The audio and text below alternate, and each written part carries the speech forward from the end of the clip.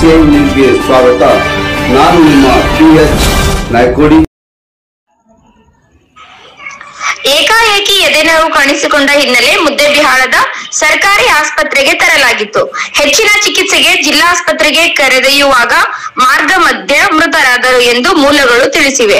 ಮೃತರಿಗೆ ಪತ್ನಿ, ಪುತ್ರ, ಇಬ್ಬರು ಪುತ್ರಿ, ಅಪಾರ ಬಂಧು ಬಳಗ ಇದ್ದಾರೆ. ಡವಳಗಿಯ ಶ್ರೀ ಘನಮಠೇಶ್ವರ ಗದ್ದುಗೆಮಠ ಶ್ರೀಗಳು, ಬಾಗೇವಾಡಿಯ ಶ್ರೀಗಳು, ಮುದ್ದೇಬಿಹಾಳ ಮತಕ್ಷೇತ್ರದ ಶಾಸಕರಾದ CS ನಾಡಗೌಡ ಅಪ್ಪಾಜಿ, ಬಿಜೆಪಿ ಯುವ ಮುಖಂಡರಾದ ರಾಜುಗೌಡ ಗೌಡರು, ಮುದ್ದೇಬಿಹಾಳ ತಾಲೂಕಾ ಪಂಚಾಯಿತಿ ಮಾಜಿ ಉಪಾಧ್ಯಕ್ಷರಾದ ಮಂಜುನಾಥ್ ಗೌಡ ಬಿರಾದಾರ್, ಸ್ಥಳೀಯ ಬಸವ ಬಾಲ ಭಾರತಿ ಸಂಸ್ಥೆಯ ಸಿಬ್ಬಂದಿಗಳು, ಕಸ್ತೂರಿಬಾ ಗಾಂಧಿ ಬಾಲಿಕಾ ಶಾಲೆಯ ಸಿಬ್ಬಂದಿಗಳು, ನಿವೃತ್ತ ಶಿಕ್ಷಕರಾದ SS ಪಾಟೀಲ್, ಮುದ್ದೇಬಿಹಾಳದ ಗಣ್ಯ ಉದ್ಯಮಿ CP ಸಜ್ಜನ್, ಅಬ್ದುಲ್ ರೆಹಮಾನ್ ಬಿದರ್ಕುಂದಿ, ಗಿರಿರಾಜ್ ಹೊಸ್ಮಾನಿ, ಅರವಿಂದ್ ಹೋಗಾರ್, ತಾಲೂಕಾ ಪಂಚಾಯಿತಿ ಸಿಬ್ಬಂದಿಗಳು, ಗ್ರಾಮ ಪಂಚಾಯಿತಿ ಸಿಬ್ಬಂದಿಗಳು ಸೇರಿದಂತೆ ಇನ್ನು ಅನೇಕ ಗಣ್ಯರಾದ ಬಸನಗೌಡ ಪಾಟೀಲ್ ಯಾಳಗಿ, ಪ್ರಭುಗೌಡ ಲಿಂಗದಳ್ಳಿ, ಚಬನೂರ್ ಮತ್ತು ಶಿಕ್ಷಕರು ಸಂತಾಪ ಸೂಚಿಸಿದರು.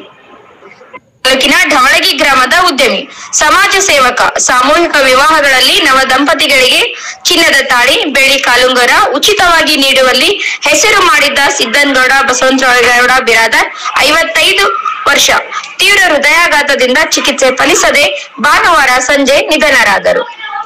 ನಾವು ಇಲ್ಲೊಂದು 4ನೇ ಸಾಹಿತ್ಯ ಸಮ್ಮೇಳನ ಮಾಡಿದ್ವಿ ಸಿದ್ದನಗೌಡರು ಊರಾಗ.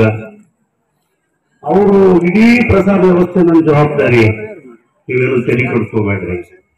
CS ಹಿರೇಮಠ ಅವ್ರನ್ನ ಸರ್ವಾಧ್ಯಕ್ಷರು ಮಾಡಿ ಒಂದು ದೊಡ್ಡ ಕಾರ್ಯಕ್ರಮಕ್ಕೆ ಕಾರಣೀಭೂತರಾದ್ರು. ಮೊನ್ನೆ ಮುದ್ದೇಬಿಹಾಳ ಸಾಹಿತ್ಯ ಸಮ್ಮೇಳನಕ್ಕೂ ಬೇಕಾದಷ್ಟು ಕೊಟ್ಟರು. ಅದು ಅವ್ರ ತಲೆಯಾಗ ಏನಿತ್ತಂದ್ರ, ನಾನು ಹೆಂಗೆ ಬಡಬಡ್ರಿಗೆ ಕೊಡ್ತೀನಿ ಹಂಗಂಗ ಸಿಕ್ಕಾಪಟ್ಟೆ ಬರ್ತೋಗ ಅನ್ನುವಂತ ಕಲ್ಪನೆ ಇಟ್ಕೊಳ್ತಿದ್ರು ಅವ್ರು. ಅದು ಖರೇನೇ ಅದು. ನನಗ ದುಡಿದ್ರೊಳಗ ಒಂದಿಷ್ಟು ಏನಾದ್ರೂ ಈ ಸಮಾಜಕ್ಕೆ ಕೊಡಬೇಕು ಅನ್ನುವಂತ ಕಲ್ಪನೆ, ದಾಸೋಹದ ಕಲ್ಪನೆಯನ್ನ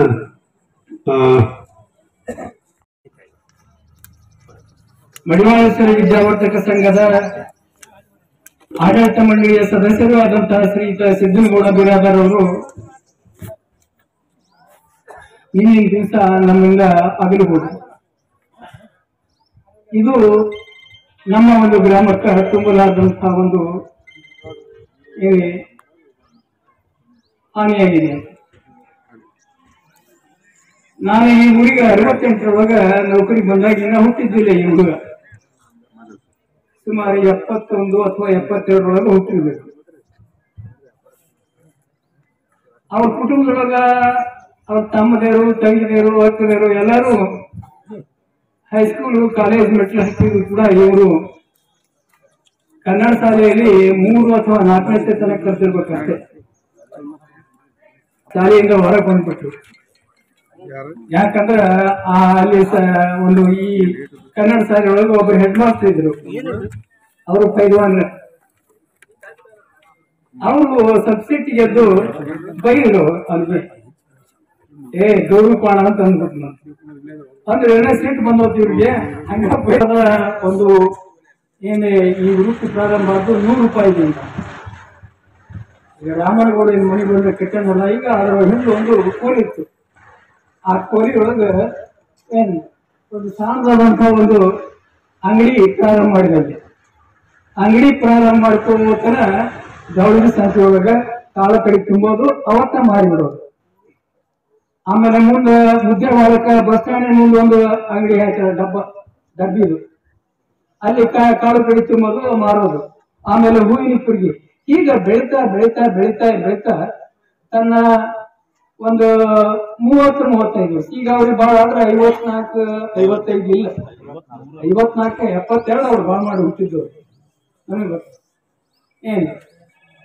ಒಂದು ಬಾಲ್ಯದ ಒಂದು 10-15 ವರ್ಷ ತೆಗೆದು ಬಿಟ್ರೆ ಒಂದು 30-40 ವರ್ಷದೊಳಗೆ ಇವತ್ತ ಎಂತ ಯಾವ ರೀತಿಯಾಗಿ ಬೆಳವಣಿಗೆ ಆಗಿದೆ ಅಂತಂದ್ರ ಅತಿ ಎಲ್ಲಾ ರೀತಿಯಿಂದ ತನ್ನ ಬಿಸ್ನೆಸ್ ಒಳಗೆ ಬೆಳವಣಿಗೆ ಆದ.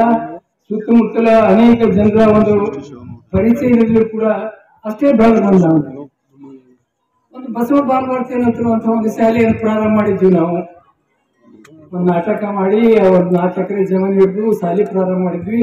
ಅದ್ರ ಮುಂದೆ ಬಹಳಷ್ಟು ತೊಂದರೆ ಬಂದಾಗ ಹಣದ ಅಡಚಣೆ ಇದ್ದಿದ್ದಾಗ ಅದನ್ನ ಅವ್ರ ಕೈ ಕೊಟ್ವಿ. ಅವಾಗ ಅವರು ಸುಮಾರು 1-8 ಲಕ್ಷ ರೂಪಾಯಿ ಹಾಕಿ ಏನಿದೆ ಅದನ್ನ ಪುನರುಜ್ಜೀವನ ಮಾಡಿ ಇವತ್ತ ಅಲ್ಲಿ ಬಿಲ್ಡಿಂಗ್ ನೋಡಿದ್ರೆ ಒಂದು ಕಾಲೇಜ್ ಬಿಲ್ಡಿಂಗ್ ಇದೆ. ಅಂತ ಒಂದು ಬಿಲ್ಡಿಂಗ್ ಅದು ಹೇಳ್ತಿದ್ದ ಇದ್ರ ನಮ್ದು ಏನಿಲ್ಲ ಸರ್, ನೀವೆಲ್ಲ ಮೊದಲೊಂದು ಏನು ಪ್ರಯತ್ನ ಮಾಡಿ ಒಂದು ಈ ಜಮೀನ್ ಹಿಡಿದು ಒಂದು ಸ್ಕೂಲ್ ನಮ್ಮ ಊರಿಗೆ ಒಂದು ಶಾಲೆ ಮಾಡಿರಲ್ಲ, ಅದು ಇದನ್ನ ನಮ್ಗೆ ಹಿರಿಯರು ಮಾಡ್ಯಾರಲ್ಲ, ಹಿರಿಯರ ಒಂದು ಅವ್ರಿಗೆ ಸಮಾಧಾನ ಆಗ್ಲಿ, ಅವ್ರಿಗೆ ಸಂತೋಷ ಆಗ್ಲಿ ಅನ್ನುವಂತ ಒಂದು ನನಗೇನಿಲ್ಲ ಇಲ್ಲ ಅಂತ ಹೇಳಿ ಏನ್ ಅದಕ್ಕ ಆರ್ಥಿಕ ಸಹಾಯ ಮಾಡಿದ.